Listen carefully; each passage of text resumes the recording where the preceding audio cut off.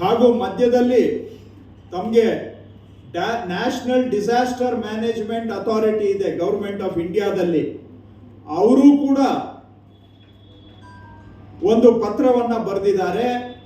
I am directed to forward herewith the minutes of the meeting as received from ministry of agriculture and farmers welfare dated 16 January 2024 on drought mitigation plans under National Disaster Mitigation Funds. ಇದು ಕೂಡ ಅವರು ಶಿಫಾರಸನ್ನ ಕಳಿಸ್ಕೊಟ್ಟಿದ್ದಾರೆ. ಇದನ್ನು ಕೂಡ HLC ಅವರು ಒಂದು meeting ಮಾಡಬೇಕು ಅಂತ ಜನವರಿಯಲ್ಲೇ ಕಳಿಸ್ಕೊಟ್ರು. HLC ಅಲ್ಲಿ ಇಲ್ಲಿವರೆಗೂ ಕೂಡ ಮೀಟಿಂಗ್ ಆಗಿಲ್ಲ. ಕರ್ನಾಟಕಕ್ಕೆ ಬರಬೇಕಾದಂತಹ ಹಣ ಅಲ್ಲೇ ಇವತ್ತಿಗೂ ಕೂಡ ಸಿಕ್ಕಾಕೊಂಡಿದೆ. ಇದಲ್ಲದೆ ತಮ್ಮ ಮಾಹಿತಿಗೆ ನಮ್ಮ ಮುಖ್ಯಮಂತ್ರಿಗಳು, ನಾನು ಬಿಟ್ಬಿಡಿ, ನಾನು ಕಂದಾಯ ಸಚಿವ ಹಾಗೂ ಈ ಪ್ರಕೃತಿ ವಿಕೋಪಗಳಿಗೆ ಉಸ್ತುವಾರಿ ಸಚಿವ ನಾನೇ ಆಗಿರ್ತೇನೆ. ನಾನು ಕೇಂದ್ರ ಸರ್ಕಾರದ ದೃಷ್ಟಿಯಲ್ಲಿ ನಾನು ಸಂವಿಧಾನಬದ್ಧವಾಗಿ ಸಚಿವನಾಗಿ ಪ್ರಮಾಣ ವಚನ ಸ್ವೀಕರಿಸಿದ್ರೂ ಸಹ ಅವರಿಗೆ ನಾವು ಹೋಗಿ ಅವರನ್ನ ಭೇಟಿ ಮಾಡಿದ್ದು ಲೆಕ್ಕಕ್ಕಿಲ್ಲ, ಅಥವಾ ನಾನು ಮತ್ತೆ ಕೃಷಿ ಸಚಿವರು ಮತ್ತೆ ಗ್ರಾಮೀಣಾಭಿವೃದ್ಧಿ ಸಚಿವರು ಭೇಟಿ ಮಾಡಿದ್ದು ಲೆಕ್ಕಕ್ಕಿಲ್ಲ ಅಂತಾನೆ ತಗೊಳ್ಳೋಣ. ಆದರೂ ತಮ್ಮ ಮಾಹಿತಿಗೆ ಹೇಳೋದಾದ್ರೆ, ನಾನು ಗ್ರಾಮೀಣಾಭಿವೃದ್ಧಿ ಸಚಿವರು ಮತ್ತು ಕೃಷಿ ಸಚಿವರು ಮೂವರು ಸಹ ನಾವು ಅಕ್ಟೋಬರ್ ತಿಂಗಳಿನಲ್ಲಿ 25ನೇ ತಾರೀಕು ಕೇಂದ್ರ ಸರ್ಕಾರದ ಕೃಷಿ ಕಾರ್ಯದರ್ಶಿಗಳನ್ನ ಭೇಟಿ ಮಾಡಿದ್ದೇವೆ ಹಾಗೂ ಗೃಹ ಕಾರ್ಯದರ್ಶಿಗಳನ್ನ ಭೇಟಿ ಮಾಡಿ ಮನವಿಯನ್ನ ಸಲ್ಲಿಸಿದ್ದೇವೆ. ನಾನು ಮತ್ತು ಕೃಷಿ ಸಚಿವರಿಬ್ಬರು ಕೂಡ ಕೇಂದ್ರ ಸರ್ಕಾರದ ಹಣಕಾಸು ಸಚಿವರನ್ನ ಭೇಟಿ ಮಾಡಿ ಅವರಿಗೂ ಕೂಡ ನಾನು ಮೆಮೊರಾಂಡಮ್ ಸಲ್ಲಿಸಿದ್ದೇನೆ. ಇವೆಲ್ಲ ಲೆಕ್ಕಕ್ಕೆ ಇಲ್ಲ ಅನ್ನೋದಾದ್ರೆ ಮುಖ್ಯಮಂತ್ರಿಗಳು ಯಾವತ್ತು ಪತ್ರ ಬರೆದಿದ್ದಾರೆ ಕೇಂದ್ರ ಸರ್ಕಾರಕ್ಕೆ ಅನ್ನೋ ಪ್ರತಿಗಳನ್ನು ಕೂಡ ನಾನು ತಮಗೆ ಒದಗಿಸಿಕೊಡ್ತಾ ಇದ್ದೇನೆ. ಮುಖ್ಯಮಂತ್ರಿಗಳು ಸೆಪ್ಟೆಂಬರ್ 23ನೇ ತಾರೀಕು ಕೃಷಿ ಸಚಿವರಿಗೆ ಬರೆದಿರ್ತಕ್ಕಂಥ ಪತ್ರದ ಮಾಹಿತಿಯನ್ನ ತಮಗೆ ಕೊಡ್ತಾ ಇದ್ದೇನೆ.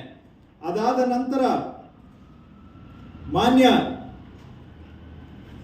ಮುಖ್ಯಮಂತ್ರಿಗಳು ಕೇಂದ್ರದ ಹಣಕಾಸು ಸಚಿವರಿಗೆ ಶ್ರೀಮತಿ ನಿರ್ಮಲಾ ಸೀತಾರಾಮನ್ ರವರಿಗೆ ಬರೆದಿರ್ತಕ್ಕಂಥ ಪತ್ರ ನವೆಂಬರ್ 15ನೇ ತಾರೀಕಿನ ಪತ್ರದ ಪ್ರತಿಯನ್ನ ತಮಗೆ ಒದಗಿಸಿಕೊಡ್ತಾ ಇದ್ದೇನೆ. ಬರಗಾಲಕ್ಕೆ ಸಂಬಂಧಪಟ್ಟ ಹಾಗೆ ಶೀಘ್ರ ಪರಿಹಾರ ಕೊಡಬೇಕು ಅಂತ ನಮ್ಮ ರಾಜ್ಯದ ಪರವಾಗಿ ಬರೆದಿರ್ತಕ್ಕಂತಹ ಪತ್ರ.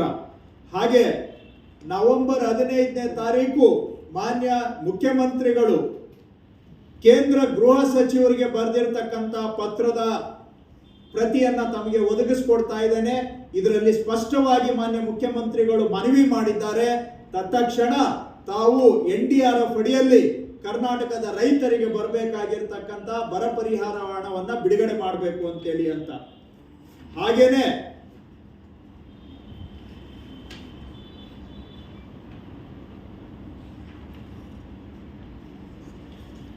ನವೆಂಬರ್ 27ನೇ ತಾರೀಕು ಮಾನ್ಯ ಮುಖ್ಯಮಂತ್ರಿಗಳು ಮಾನ್ಯ ಪ್ರಧಾನಮಂತ್ರಿಗಳಿಗೆ ರಾಜ್ಯಕ್ಕೆ ಬರ ಪರಿಹಾರಕ್ಕೆ ಹಣ ಬಿಡುಗಡೆ ಮಾಡಿ ಅಂತ ಬರೆದಿರ್ತಕ್ಕಂಥ ಪತ್ರದ ಪ್ರತಿಯನ್ನು ಕೂಡ ತಮ್ಮ ಮುಂದೆ ನಾನು ಇಡ್ತಾ ಇದ್ದೇನೆ.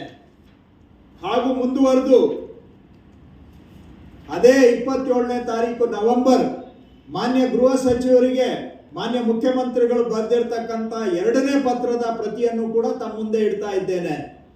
ಹಾಗೂ ಸಾಲದಕ್ಕೆ ಮಾನ್ಯ ಮುಖ್ಯಮಂತ್ರಿಗಳು ಮತ್ತು ಅವರ ಜೊತೆಗೆ ನಾನು ಸಹ ಮಾನ್ಯ ಪ್ರಧಾನಮಂತ್ರಿಗಳನ್ನ ಡಿಸೆಂಬರ್ 19ನೇ ತಾರೀಕು ಭೇಟಿ ಮಾಡಿದ್ದನ್ನ ತಾವೆಲ್ಲರೂ ಕೂಡ ವರದಿ ಮಾಡಿದ್ದೀರಾ. ಅದರ ಮಾಹಿತಿ ನಾನು ತಮ್ಮ ಹತ್ರ ಇದೆ ಅಂತ ನಾನು ತಿಳಿದುಕೊಂಡಿದ್ದೇನೆ. ಹಾಗೂ ಡಿಸೆಂಬರ್ 20ನೇ ತಾರೀಕು ಮಾನ್ಯ ಗೃಹ ಸಚಿವರನ್ನು ಕೂಡ ಭೇಟಿ ಮಾಡಿದ್ದೇವೆ. ಆ ಮಾಹಿತಿನೂ ಕೂಡ ಚಿತ್ರ ಎಲ್ಲ ತಮ್ಮ ಹತ್ರ ಇದೆ ಅಂತ ತಿಳಿದಿದ್ದೇನೆ. ಆಗಲೂ ಕೂಡ ಭೇಟಿ ಮಾಡಿದ ನಂತರವೂ ನಮಗೆ ಪ್ರತಿಕ್ರಿಯೆ ಸಿಗಲಿಲ್ಲ. ಕೊನೆಗೆ ಮತ್ತೆ ಜನವರಿ 19ನೇ ತಾರೀಕು ಮುಖ್ಯಮಂತ್ರಿಗಳು ಮತ್ತೊಮ್ಮೆ ಪ್ರಧಾನಮಂತ್ರಿಗಳನ್ನ ಭೇಟಿಯಾಗಿ ಬೆಂಗಳೂರಿಗೆ ಬಂದಾಗ ಪತ್ರದ ಮುಖಾಂತರನೂ ಕೂಡ ಅವರಿಗೆ ನಾವು ಮನವಿಯನ್ನ ಸಲ್ಲಿಸಿದ್ದೇವೆ. ಇಷ್ಟೆಲ್ಲ ಆದರೂ ಕೂಡ ಇಲ್ಲಿಯವರೆಗೆ ಎಲ್ಲ ಸರಿಯಾಗಿದೆ ಅಂತ ಒಪ್ಪಿಕೊಂಡು ಇವತ್ತು ಬಂದ್ಬಿಟ್ಟು ನಾವು ಚುನಾವಣಾ ಆಯೋಗಕ್ಕೆ ಕಳಿಸ್ಕೊಟ್ಟಿದ್ದೀವಿ ಅಂತ ಸುಳ್ಳು ಹೇಳ್ತಾ ಇರ್ತಕ್ಕಂಥದ್ದು ಕರ್ನಾಟಕದ ಜನಗಳಿಗೆ ಮಾಡ್ತಾ ಇರ್ತಕ್ಕಂಥ ಮೋಸ. ನಾನು ಇವತ್ತು ನೇರವಾಗಿ ಮಾನ್ಯ ಗೃಹ ಸಚಿವರಿಗೆ ಸವಾಲಾಗ್ತಾ ಇದ್ದೇನೆ. ನಾವು ತಮ್ಮನ್ನ ಡಿಸೆಂಬರ್ 20ನೇ ತಾರೀಕು ಭೇಟಿಯಾದಾಗ ಡಿಸೆಂಬರ್ 23ನೇ ತಾರೀಕು ನಾವು HLC ಸಭೆಯನ್ನ ಮಾಡಿ ಅಂತಿಮ ತೀರ್ಮಾನ ತೆಗೆದುಕೊಳ್ತೇವೆ ಅಂತೇಳಿ ನೀವು ನಮ್ಮ ಮುಖ್ಯಮಂತ್ರಿಗೆ ಮಾತು ಕೊಟ್ಟಿದ್ರಾ ಇಲ್ಲವಾ? ಇದಕ್ಕೆ ಜವಾಬ್ ಕೊಡ್ಲಿ ಅವರು.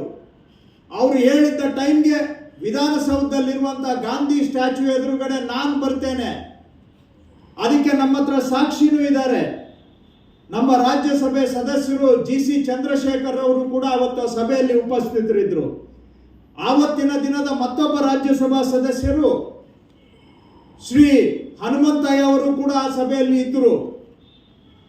ಆವತ್ತು ಮಾನ್ಯ ಗೃಹ ಸಚಿವರು ಮುಖ್ಯಮಂತ್ರಿಗಳು ಭೇಟಿ ಮಾಡಿದಾಗ ಮುಖ್ಯಮಂತ್ರಿಗಳಿಗೆ ಮಾತು ಕೊಟ್ಟಿದ್ರು, ಡಿಸೆಂಬರ್ 23ನೇ ತಾರೀಕು ನಾವು ಸಭೆಯನ್ನ ಸೇರಿ ತೀರ್ಮಾನ ಮಾಡ್ತೇವೆ ಅನ್ನುವಂಥ ಮಾತನ್ನ ಕೊಟ್ಟಿದ್ರು.